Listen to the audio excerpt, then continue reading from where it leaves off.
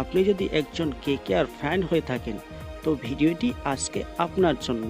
Skip না করে পুরো ভিডিওটি অবশ্যই দেখবেন।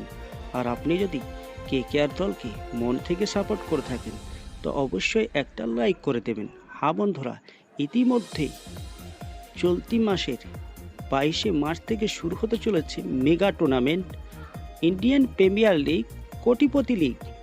তার জোর কদমে চলছে প্রস্তুতি। ইতিমধ্যে কেকেআর শিবিরে 3 কোচকে সরানো হয়েছে।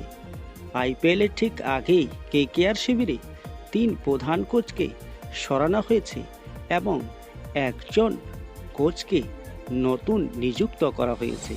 হ্যাঁ বন্ধুরা, বিস্তারিত আলোচনা করব কোন কোন কোচকে সরানো হলো এবং কোন কোচকে নিযুক্ত করা হলো 2024-এর আইপিএলের জন্য।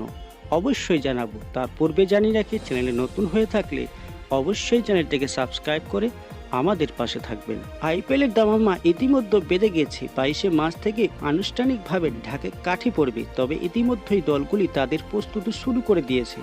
কলকাতা নাইট রাইডার্সেও জোর কদমে চলছে প্রস্তুতি। 2 তারকা আন্দ্রে রাসেল এবং সুনীল নারায়ণ ইতিমধ্যে শহরে চলে এসেছে। কিন্তু এর মধ্যে কেকেআর শিবিরে বড় রদবদল হয়ে গেল। মরশুমের ঠিক আগেই Kolkata night Riders coaching staff থেকে আচমকাই সরানো হলো জেমস ফস্টার ও আর শ্রীকান্তকে। জেমস ফস্টার ছিলেন কেকেআরের সহকোচ আর শ্রীকান্ত ছিলেন আন্ডারলিস্ট। ওমকার সালভিকেও সরানো হলো কেকেআর সিনিয়র দল থেকে। তবে তিনি কেকেআর একাডেমির সঙ্গে যুক্ত থাকবেন এবং সেখানেই কাজ চালিয়ে যাবেন।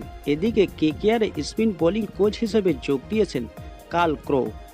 এর আগে কার্ল ক্রোর ল্যাঙ্কাশায়ারে স্পিন বোলিং কোচ হিসেবে যুক্ত ছিলেন। সেই দায়িত্ব থেকে তিনি সরে দাঁড়ান এবং যোগ দিলেন কেকেআর শিবিরে। এর আগেও কলকাতা নাইট রাইডার্সে স্পিন বোলিং কোচ হিসেবে যুক্ত ছিলেন কার্ল ক্রো। তবে কোচেরা একই রয়েছেন। ভরত অরুণ এবং রায়ান টেন ডসটেড বোলিং এবং ফিল্ডিং কোচ হিসেবে কাজ চালিয়ে যাবেন।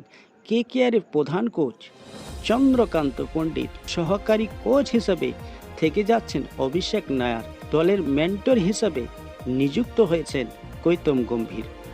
বন্ধুরা,